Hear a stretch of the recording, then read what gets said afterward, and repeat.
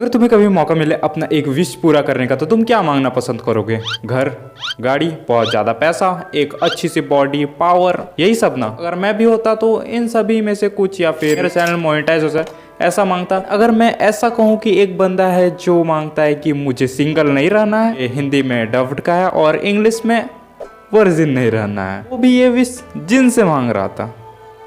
जो कुछ भी जिन पूरा कर सकता है उससे ये मांग रहा था। इसका नाम है आरा जिन, बंदे का नाम भी आरा जिन, लास्ट में जिन आ रहा है। यह है एक सिंगल लौंडा जो हाल फिलहाल में ही अपना स्कूल लाइफ खत्म करके एक अच्छा सा कॉलेज ढूंढ रहा था जहां उसे एक अच्छा सा बैंड मिल सके, क्योंकि उसका थोड़ा बहुत इंटरेस्ट म्यूजिक में था, या थोड़ा ज़्यादा इंटरेस्ट म्यूजिक में था, और उसे एक अच्छा दोस्त बनाना था जिसके साथ वह रह सके, घूम सके और बाद में जाकर शादी भी कर सके, यानी सिंपल सा एक गर्लफ्रेंड बनाना था। कहीं से सुना था कि ये है बहुत अच्छा कॉलेज जहाँ बहुत सारी लड़कियां हैं, और ये सुन के वो तो खुशी से तृप्ति हो गया कि यही तो चाहिए था जीवन में। जो कि उसका होम टाउन भी होता है। वो काफ़ी दिनों पहले अपना घर छोड़ के दूसरे जगह चल गया था अपना पढ़ाई कंप्लीट करने के लिए। बाद में वो वापस आ जाता है और ख्याली पुलाव बनाते हुए कि हम कॉलेज जाएंगे, ऐसे ऐसे इन सभी से दोस्ती करेंगे, एक तो सेटिंग ज़रूर बनाएंगे। कॉलेज का पहला दिन ही पहुंचते हुए उसे एक सदमा लगता है, क्योंकि पूरा क्लास लड़कों से ही भरा हुआ रहता है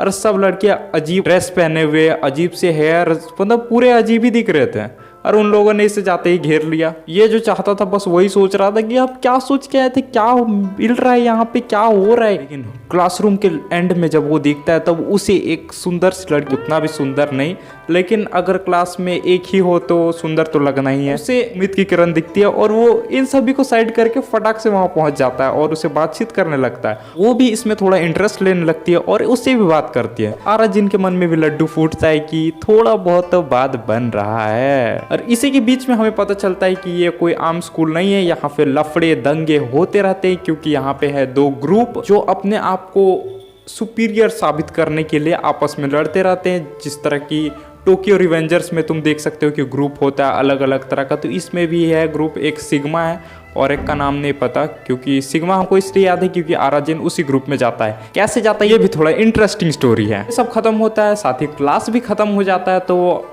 आरा जिन दोबारा से अपने घर की ओर निकल देता है कि चलो घर चलते हैं, आज का दिन तो काफ़ी ज़्यादा अच्छा रहा है, एक दोस्त मिल गया। कॉलेज से निकल के अपने घर की ओर बढ़ रहा होता है, अभी उसका बचपन का एक दोस्त मिलता है, इसका नाम माताकारा होता है। माताकारा आरा जिन को देखते ही तुरंत पहचान लेता है, बोलता है तुम आरा जिन हो ना, तुम इतने दिनों से कहाँ गए थे, क्या हो रहा है, कुछ तुम्हारे बारे में अता पता नहीं था, कहाँ थे तुम।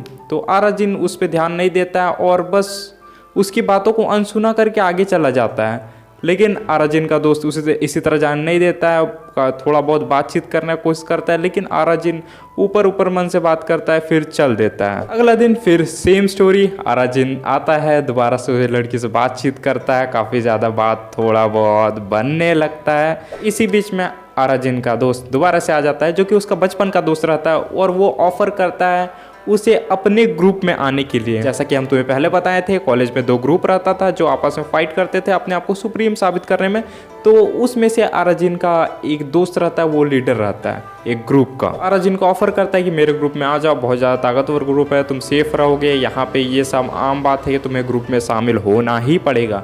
लेकिन आरा जिन के दिमाग में कुछ और ही चल रहा था, इसे दोस्त बनाना था, बैंड में शामिल होना था, गाना बजाना था, और कुटाई से थोड़ा दूर रहना था, क्योंकि इसको इस सब में इंटरेस्ट ही नहीं था। लेकिन आरा जिन का दोस्त वो तो चाहता था कि ये ग्रुप में ज्वाइन हो, मेरा ही ग्रुप में ज्वाइन हो। इसी तरह आरा जिन से थोड़ा बहुत बात बनाता है और उसे ऑफ़र करता है कि चलो हम लोग कहीं गेम खेलने चलते हैं, यहाँ बहुत सारे अलग अलग गेम्स हैं, तुम जब बाहर थे तब बहुत कुछ यहाँ पे चेंज आया है, तो चलो घूम के आते हैं। तो आरा जिन भी इस पे मान जाता है कि घूमने में क्या ही दिक्कत है। एक गेमिंग सेंटर में चला जाता है जहाँ वो गेम खेलता है, और थोड़ी ही देर बाद कुछ लोग आ जाते हैं जो कि आरा जिन को घेर लेते हैं, और उसी समय उसका दोस्त लोग गायब हो जाते हैं। हमें बाद में पता चलता है ये है एक तीसरा ग्रुप, जो कि कॉलेज से इसका कोई लेना देना नहीं था, ये बाहर का ग्रुप रहता था। तो मतलब ये तीनों में भी टक्कर चलता था, या कह सकते हो कि ये जो बाहर का ग्रुप था ये सबसे ज़्यादा कम पावरफुल का था ये कॉलेज वाला से, और ये तीनों लोग का नहीं बनता था। बाहरी ग्रुप आरा जिन को अपने कब्जे में ले लेता है, बोलता है तुम किस ग्रुप के हो, तुम उस ग्रुप के हो, यहाँ कैसे आ गए, तुम यहाँ मारपीट करने आए हो। इस तरह करके वो लोग ज़्यादा बंदे रहते हैं और आरा जिन को घेर लेते हैं। ऐसे करके अपना जान बचाने के लिए भागता है, कपड़ा उपड़ा सब कुछ उसका उतार दिया जाता है, मतलब सारा ने कच्छा छोड़ देता है, रंगीन कच्छा जिस पे दिल विल छपा हुआ होता है। आराजिन अपना जैसे तैसे जान बचाते हुए एक पुराने टेम्पल जैसे जगह पे आ जाता है, जिसके बारे में एक स्टोरी भी थी कि यहाँ 2 जिन रहा करते थे जिन्हें होंकी कहा जाता है। तो हम सिंपल इसे होंकी नहीं जिन ही कहेंगे ताकि आसानी से समझ में आए। आराजिन ज़्यादा देरी ना करते हुए उसी टेम्पल के अंदर घुस जाता है, लेकिन वो बाकी के बंदे वहाँ थोड़ा बहुत घुसने से डर रहे थे, क्योंकि उन्हें इस टेम्पल के बारे में पता था कि यहाँ जिन रहते थे और कभी कभी इसके अंदर से भयानक सी आवाज़ें आती हैं। लेकिन उन्हें तो आराजिन को कूटना था, दरवाजा तोड़ के अंदर आ जाते हैं। अंदर आने के बाद आराजिन सोचता है कैसे इनसे जान बचाया जाए, कोशिश करता है कि कुछ भी हाथ लग जाए जिससे वह लड़ सके। तभी उसके हाथ में एक पिस्टल आता है और पिस्टल से वो सोचता है कि किसी को तो शूट कर, लेकिन जैसे ही शूट करता है उस पिस्टल का बुलेट घूम फिर के आराजिन की खोपड़ी खोल देता है। सब लोग डर जाते हैं और भग जाते हैं डर के। लेकिन थोड़ी ही देर बाद आराजिन दोबारा से जागता है और उसे पता चलता है कि वो मरा नहीं है, वो जिंदा है। लेकिन वो जो गन था, उस गन से धुआं निकलना स्टार्ट करता है और उस धुएं से जिनी प्रकट हो जाता है। मतलब तुमने चिराग तो सुना ही होगा, चिराग घिसने से जिनी आता है, यहाँ बंदूक चलाने से जिनी आता है। इस तरह रियल में होता पी में तो बहुत सारे जिनी मिल जाएगा। पॉइंट से बाहर नहीं जाते हैं, अपना स्टोरी फोकस करते हैं। दिन आते ही बोलता है क्या है तुम्हारी विश, क्या चाहते हो तुम, एक चीज़ तो तुम्हें चाहिए होगी। और तभी वो बोलता है हाँ, मुझे अकेले नहीं रहना है, सिंगल नहीं रहना है, मुझे एक गर्लफ्रेंड चाहिए। कि जिन ये बात सुनते ही थोड़ा देर के लिए शॉक हो जाता है कि क्या सुन रहे हैं, मतलब ये बंदा जो कुछ भी मांग सकता था ये चीज़ मांग रहा है। और तभी वो जिन देने से मना कर देता है। वो सिंपली बोलता है कि तुम पावर मांगो, हम तुम्हारे साथ एक मस्त सा कनेक्शन बनाएंगे, बॉन्ड बना के रहेंगे। आराजिन ये तो समझ जाता है कि ये वो चीज़ नहीं देगा जो हम मांग रहे हैं, और साथ में ये बॉन्ड का बात थोड़ा बहुत नहीं समझ पाता कि क्या है क्या नहीं है। और वो जिन को देख के उतना भी ज़्यादा शौक नहीं होता है, थोड़ा देर बाद नॉर्मली ले लेता है, क्योंकि वो जिन दिखने में बोली तगड़ा था लेकिन फुद्दू जैसा हरकत किया करता था और हमेशा एक वर्ड कहता था बोच्ची गिरी, मतलब जब भी उसे फाइट करना रहता था या कुछ तूफानी दिखता था, जो एनिमे का नाम भी है, लेकिन इसका मतलब अभी तक समझ में नहीं आया बोच्ची गिरी का असली मतलब क्या होता है। तो आराजिन अब दोबारा से अपने घर चला जाता है और जाके सो जाता है जैसे कि कुछ भी अभी हुआ ही नहीं था। उसके बाद दोबारा सुबह उठता है, मस्त आईना वाइना देख के, सर पे बुलेट अभी भी अटका हुआ है लेकिन ज़्यादा उस पर ध्यान नहीं देता है, बस सब कुछ ठीक है, चलो ठीक है। दोबारा कॉलेज के लिए चल देता है, लेकिन वहाँ पहुँचते ही उसे पता चलता है एक ऐसा बात जो उसके पैरों तले ज़मीन घिसका देने वाला था। वो जो लड़की पे अभी तक ट्राई कर रहा था वो निकलता है एक ग्रुप के लीडर का बहन, सिग्मा ग्रुप के। उसका भाई भी क्या खतरनाक से चेन लटक रहा है, आधा शर्ट खुला हुआ, बाल का कलर ना देखते आराजिन का हालत खराब। वो मतलब कुछ भी समझ ही नहीं पा रहा था क्या हो रहा था। सिग्मा ग्रुप के लोग आराजिन को घेर लेते हैं एक ग्राउंड में और बाद में बोलते हैं कि तुम ऐसा ऐसा कर रहे हो, तुम्हें मुझसे लड़ना पड़ेगा अपने आप को प्रूव करने के लिए, क्या तुम कर पाओगे। वो थोड़ा डर जाता है कि मुझे लड़ना है, लेकिन वो लोग पूरा फोर्स करते हैं और फाइनली सिग्मा ग्रुप के वो जो एक मोटा तगड़ा सब बंदा लीडर वो लड़ता है, मतलब उस लड़की का भाई, बड़ा भाई। तभी जिन आके बोलता है तुम्हारे पास अभी भी विश बचा हुआ है, तुम मांग लो, तुम्हें पावर चाहिए मैं तुम्हें पावर दूंगा, बस तुम मांगो। कुछ बोलता ही नहीं है, बस मतलब समझ रहे हो उसका दिमाग बिल्कुल स्टक हो चुका था, क्या हो रहा है नहीं समझ पा रहा है। थोड़ा देर फाइट वाइट चलता है और वो सिर्फ पिटते जाता है, पिटने के बाद पड़ा हुआ रहता है, फिर भी हार नहीं मानता है। दोबारा से उठता है लड़ने के लिए कि हमने हार मानेंगे, हमको अब सिंगल नहीं रहना है, हमको सिंगल नहीं मरना है, हम कुछ अलग करना चाहते हैं। अपना गोल को लेके इतना ही फोकस था जितना डेंजी था। वो उठता है, दोबारा से लड़ने के लिए खड़ा होता है। सिग्मा ग्रुप का जो लीडर था वो दौड़ते हुए उसका तरफ आता है, लास्ट पंच मारने के लिए, उसका खोपड़ी तोड़ने के लिए। जिन दोबारा से आता है उस लड़के से पूछता है, और एक बात, वो जिन सिर्फ उसी लड़का को दिखाई देता था, आराजिन को,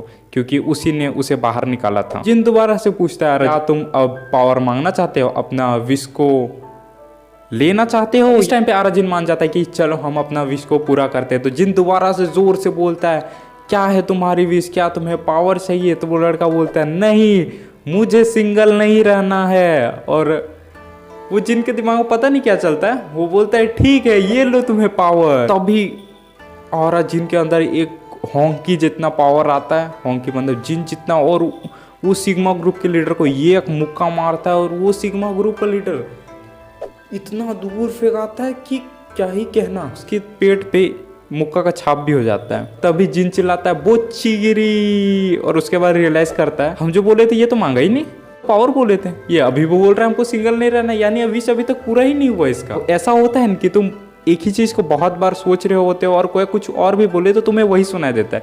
सेम चीज़ जिनके साथ हुआ था, लेकिन आरा जिन का तो काम बन गया, वो तो हरा दिया उसे। सिग्मा ग्रुप का लीडर और थोड़ा गुस्सा था और साथ ही इम्प्रेस भी था उससे। क्या तगड़ा मुक्का मारा है, इसे तो मेरे ही ग्रुप में होना चाहिए, सिग्मा ग्रुप में होना चाहिए। इतना कहते ही दोबारा से जाता है और आराजिन को एक मुक्का मार देता है। आराजिन बेहोश। आराजिन सीधे उठता है अपने दोस्त के घर में। बाद में पता चलता है उसका ही दोस्त उसे उठा कर लाया था जब वो बेहोश था, मतलब कुछ सुन समझ ही नहीं पा रहा था।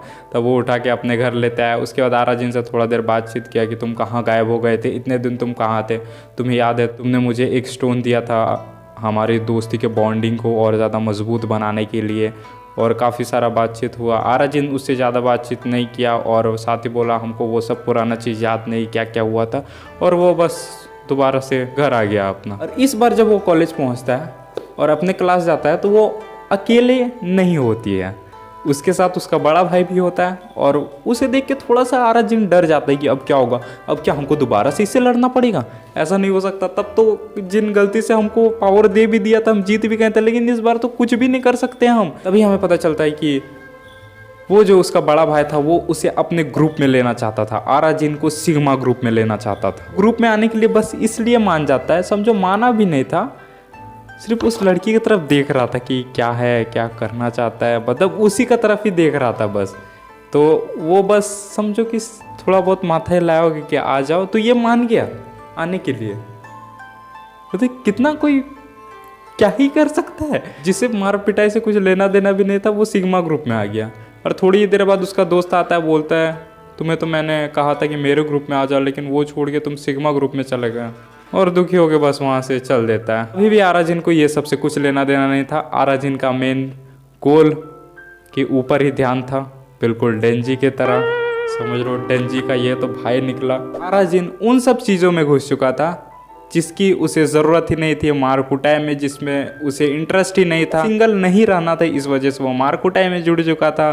गैंग से लफड़ा भी ले चुका था, एक वो पहले वाला गैंग जो थर्ड पार्टी गैंग, वो अभी भी आराजिन को ढूंढ ही रहा है पीटने के लिए। और उस जिन का भी एक अलग स्टोरी है, और अभी तक सिर्फ एक ही जिन के बारे में बताया गया, जबकि 2 जिन थे और दूसरा जिन कहाँ है ये अभी तक नहीं पता चला है। और एक बात हमें पता चलता है कि उसके जो खोपड़ी में बुलेट अटका हुआ था, उसे अगर कोई छू ले तो उसे भी वो जिन दिखाई देने लगता है, जो अभी तक बस आराजिन को दिख रहा था। ओवरऑल कहा जाए तो एनिमे काफ़ी ज़्यादा मस्त है। अगर तुम्हें कुछ नया डिफरेंट चीज़ देखने में इंटरेस्ट है, थोड़ा मार कुटाई टाइप का एनिमे देखना पसंद है, तो ये काफ़ी अच्छा एनिमे है। साथ ही में इसमें तुम्हें और भी अलग अलग चीज़ों के बारे में पता चलेगा। अभी तो काफ़ी सारे चीज़ों का खुलासा होना बाकी है कि होंकी आखिर उस गन में कैसे फंसा, क्या हुआ